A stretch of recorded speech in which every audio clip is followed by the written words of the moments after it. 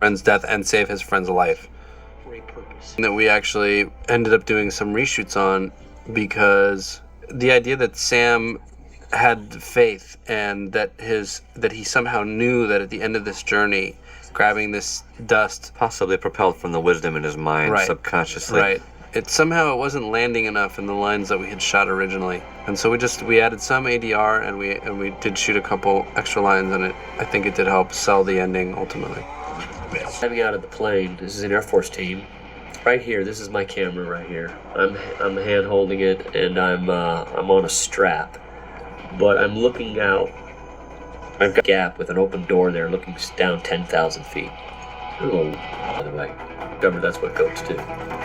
And we, but by getting all the textures and the graffiti and the, Nigel did to match these two sets and try to give it the look and the feel.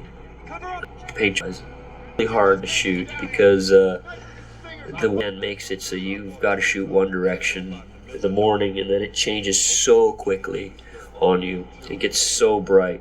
You have to really move around from scene to scene because it's just, the sun is so fast moving out there, and it's just the afternoons is where you really have to cook.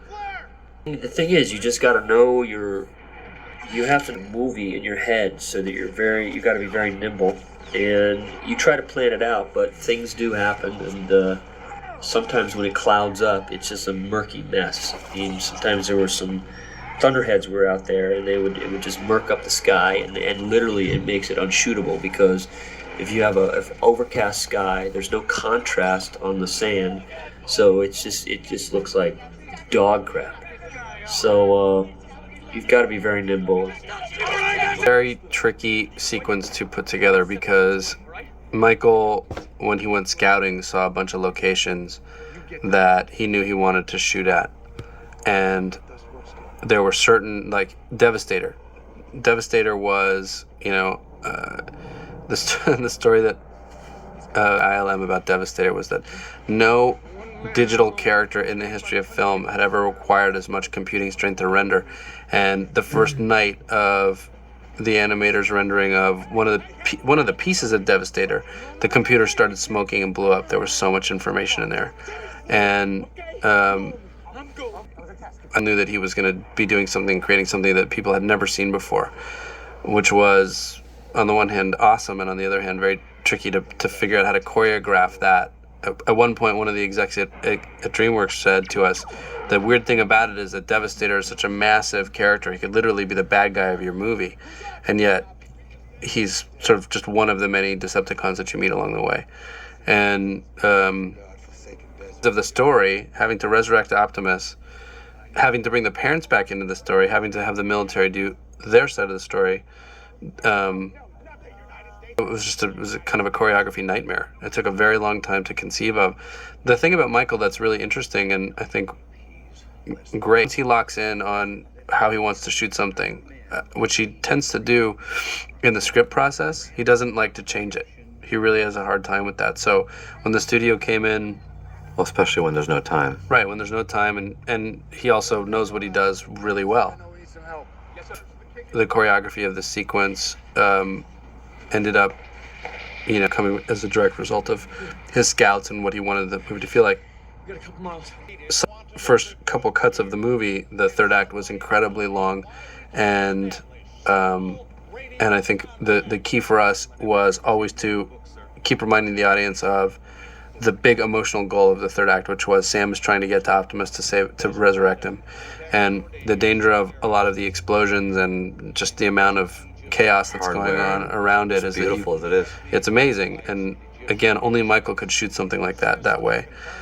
Is that you can sometimes forget what the big emotional idea of the story is. A shot from Eagle Eye, by the way. I'll say. From Mission Impossible 3 earlier. That's a tricky thing. Both movies that Alex Kurtzman worked on, by the way. You were there too. Oh, right. Anyway, that's a hard thing to do, and I think that's if I can post our job is mostly to keep pushing on those big emotional story. Reminded of a quote from Full Metal Jacket where Matthew Modine says, I always wanted to so I could go to places and explore new cultures and meet new people and kill them and blow them up. What do you think? The stage, and then the actual footage of the pyramids is put in behind them. On film on the pyramids.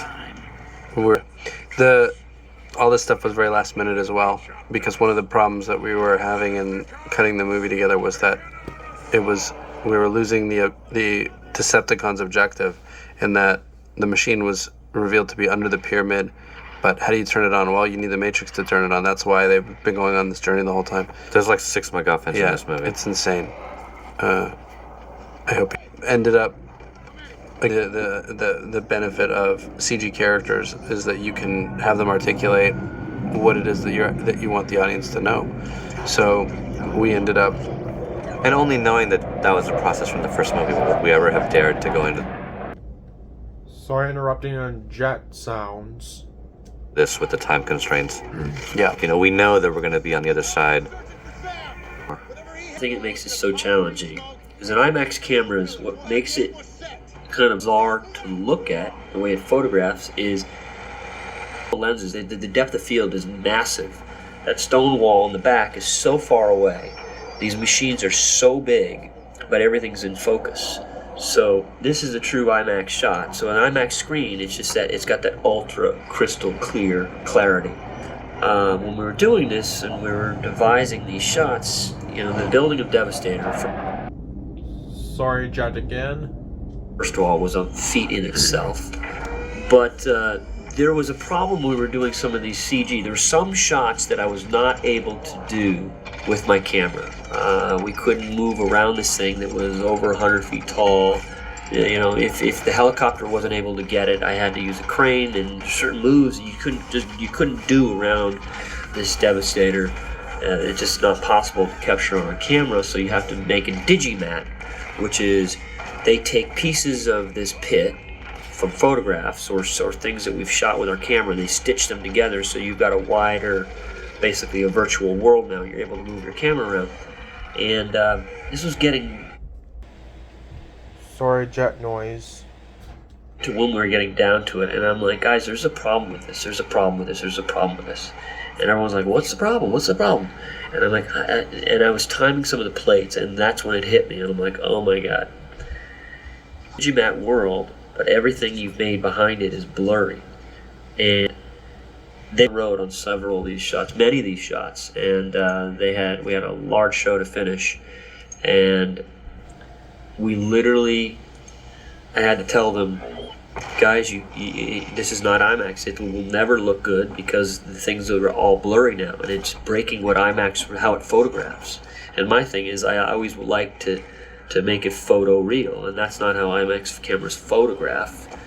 It wouldn't be out of focus, and you have to take this Digimat world that you spent all this time on, and you've got to throw it away, and you've got to make a new one.